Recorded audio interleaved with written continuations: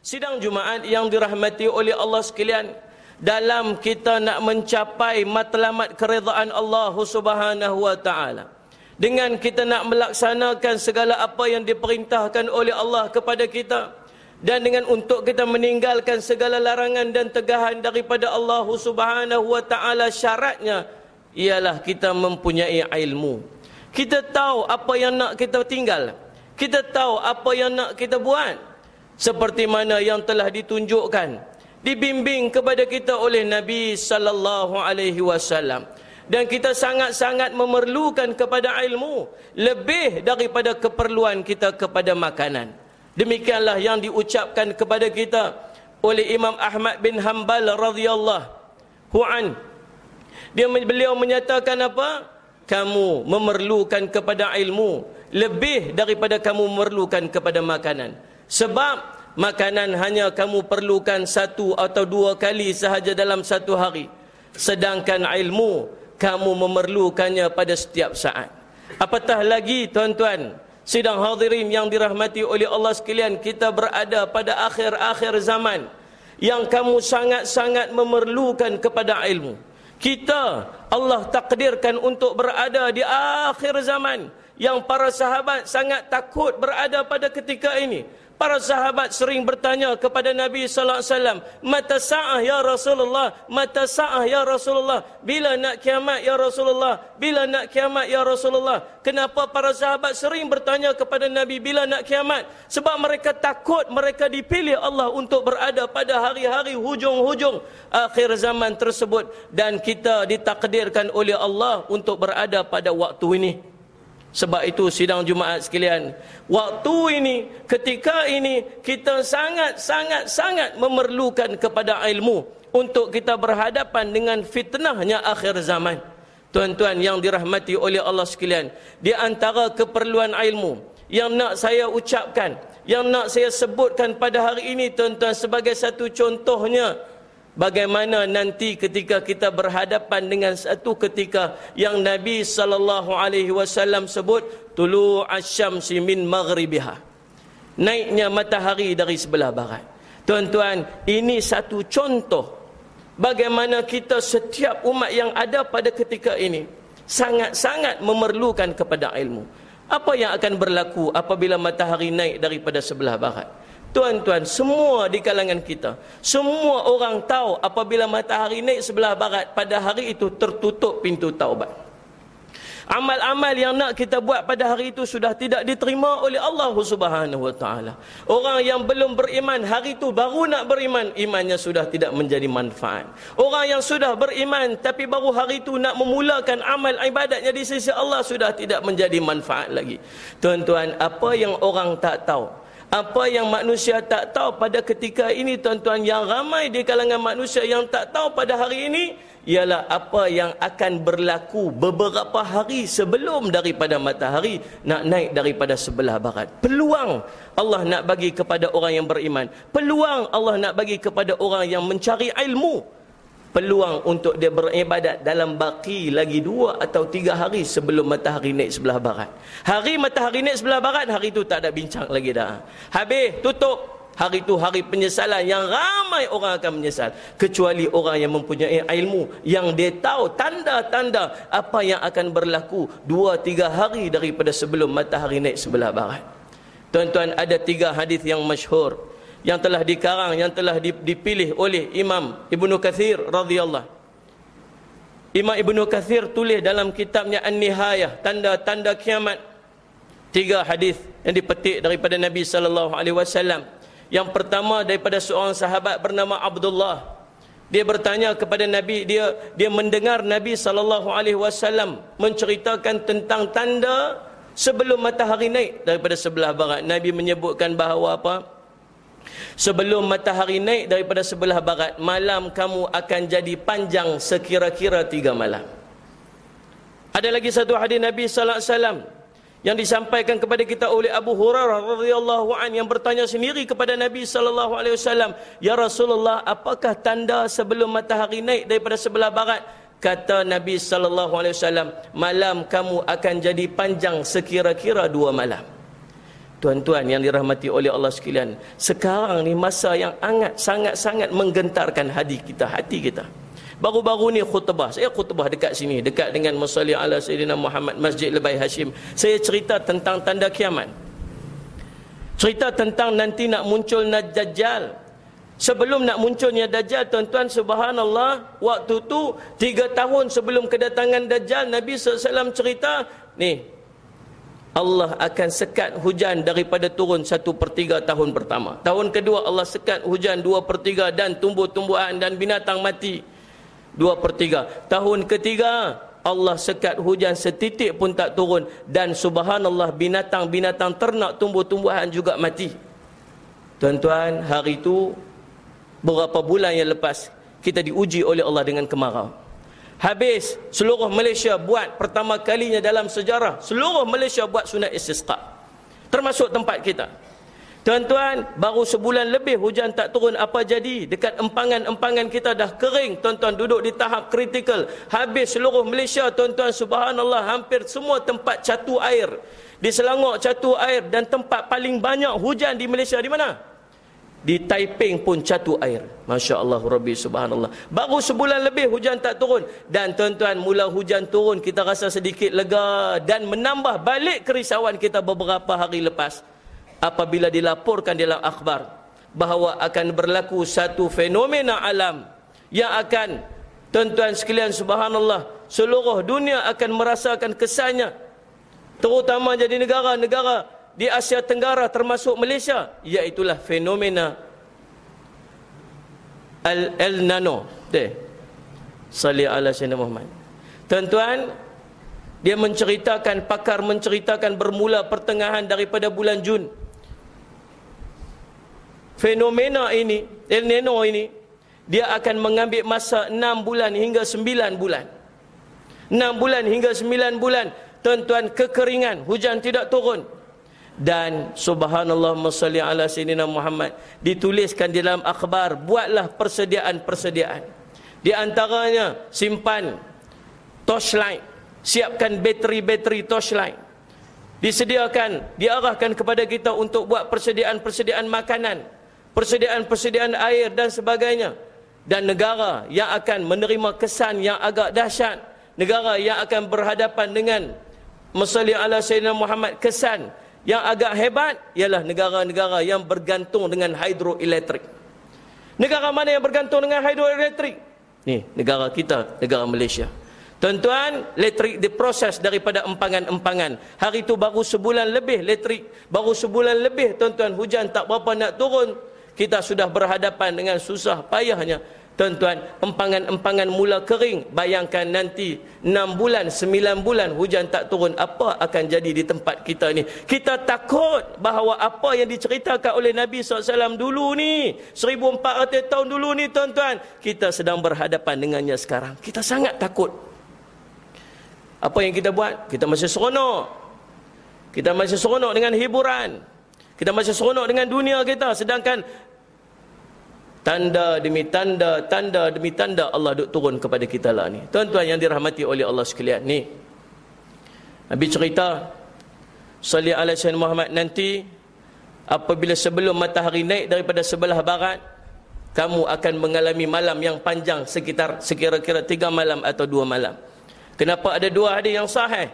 Satu sebut 3 malam, satu sebut 2 malam. Sebab mungkin ada di kalangan sebahagian daripada dunia mengalami 2 malam yang panjang. Sebahagian daripada dunia yang lain mungkin berhadapan dengan 3 malam yang panjang. Tuan-tuan, dalam satu riwayat hadis yang lain yang diceritakan oleh Ibnu Mas'ud radhiyallahu an, ketika duduk bersama dengan para sahabatnya, dengan kawan-kawannya, mereka berdiskusi, mereka bersembang tentang apa yang dimaksudkan, wahai sahabatku sekalian, kamu faham tak apa yang diceritakan oleh Allah di dalam Al-Quran? Ayat 86 yang Allah menceritakan, hatta idza balagha maghribasy syamsi wajadaha taghru fi 'ainin hami'atin wa wajada 'indaha qauma. Apa yang kamu faham tentang ayat tu, kata Ibnu Mas'ud kepada para sahabat, yang menceritakan nanti akan ada matahari akan naik dari sebelah tanah yang berlumpur hitam. Apa yang kamu faham? Para sahabat bercerita, para sahabat Ibnu Mas'ud mengatakan bahawa Allah wa rasuluhu a'lam. Allah dan Allah dan Rasul sahaja yang mengetahui apa yang dimaksudkan oleh Allah tersebut. Maka tuan-tuan, Ibnu Mas'ud lalu bercerita. Dia kata matahari kita ini, setiap hari dia akan naik, dan apabila dia turun, dia akan turun menghadap Allah Subhanahu wa taala. Tunduk di hadapan Allah Subhanahu wa taala di bawah arasy Allah, bertahmid memuji Allah, mengagungkan Allah, sampailah ketika masanya nanti apabila nak naik dia minta izin daripada Allah. Ya Allah, izin untuk naik. Allah izinkan dia untuk naik, maka bermulalah pagi kita pada hari tersebut. Itulah rutin matahari pada setiap hari mengikut Nabi sallallahu alaihi wasallam. Sampailah kata Ibnu Mas'ud, suatu hari yang apabila matahari turun, duduk sujud di depan Allah, bertahmid kepada Allah, mengagungkan Allah, dan apabila paginya matahari minta izin untuk naik, lalu Allah bagi tahu kepada matahari, Allah tahan matahari. Allah kata tunggu kamu di sini. Tetaplah kamu di sini. Tunggu matahari. Matahari patuh perintah Allah. Tunggu, tak izin untuk naik. Tunggunya matahari itu, kata Ibnu Mas'ud, sekira-kira, sekadar-kadar 2 malam. Tuan-tuan, apabila matahari tak naik duduk dengan Allah, apa jadi dengan kita? Waktu itu kita akan mengalami malam yang panjang. Ibnu Mas'ud bercerita tentang orang yang bangun qiyamul lail. Dia bangun qiyamul lail, sembahyang, lamanya sembahyang, tapi tak juga pagi-pagi. Tidur, lamanya tidur, puas dah tidur, masih belum pagi. Bangun sembahyang lagi, sembahyang qiyamul lail lagi, tak lagi pagi. Sampai terlalu lama sembahyang, sampai terlalu puas tidur, lalu dia keluar bertemu dengan jiran-jirannya. Apa jadi dengan malam kita hari ini terlalu panjang ni? Apa jadi dengan bumi kita pada hari ini? Hari itu semua orang merasakan ketakutan yang teramat sangat. Sehinggalah kata Ibnu Mas'ud, Allah izinkan matahari naik.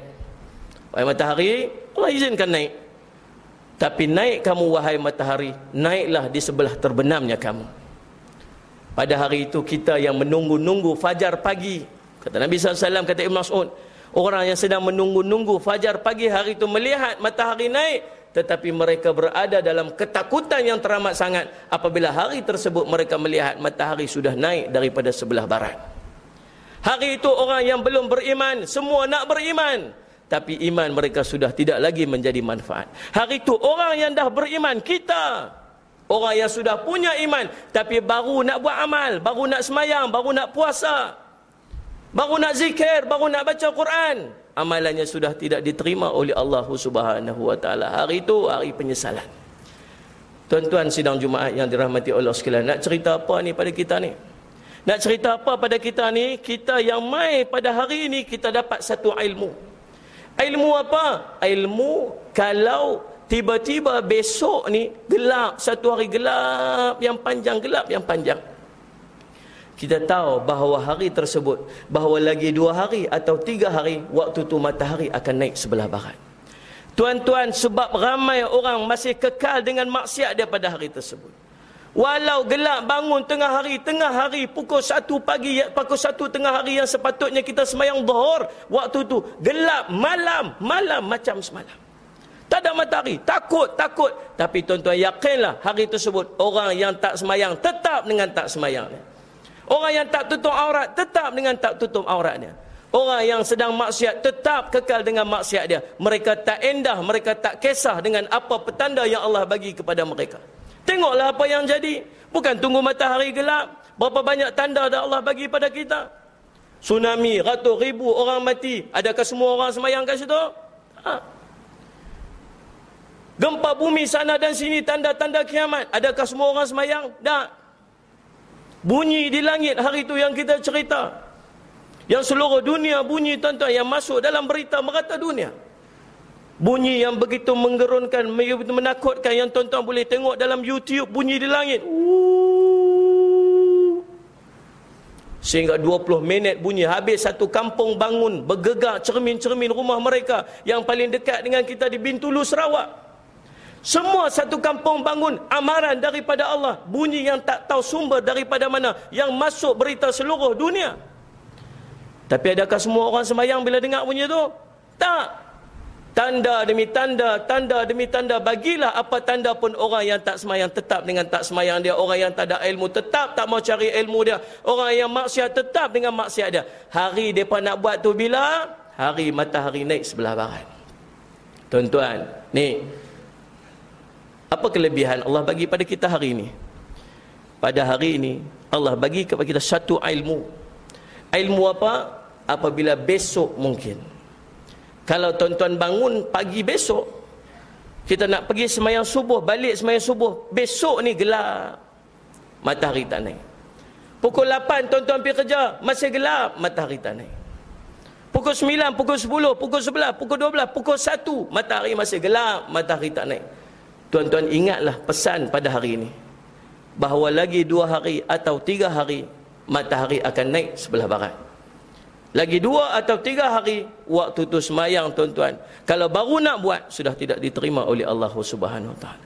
Iman tuan-tuan, yang baru nak istighfar, yang baru nak bertaubat atas dosa, taubat tuan-tuan sudah tidak diterima lagi.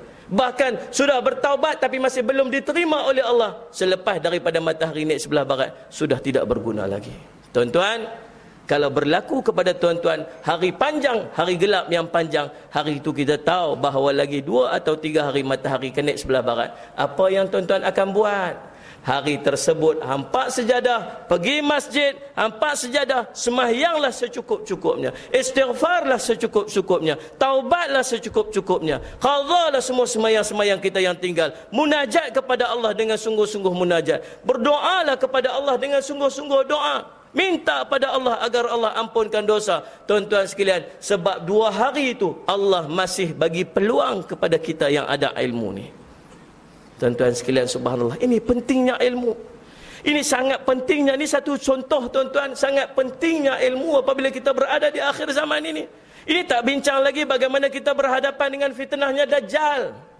Kita belum bincang lagi bagaimana berhadapan dengan fitnah demi fitnah yang begitu besar yang takkan mampu untuk kita tanggung sekadar dengan iman kita yang lekeh ni. Tuan-tuan, sebab itu kamu sangat memerlukan kepada ilmu, sangat memerlukan kepada ilmu.